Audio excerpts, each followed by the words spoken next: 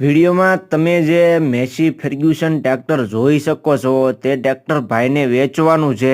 તમે વિડીયોમાં જે મેસી ફર્ગ્યુસન 245 ટ્રેક્ટર જોઈ શકો છો તે ટ્રેક્ટર લોકેશભાઈને વેચી દેવાનું છે.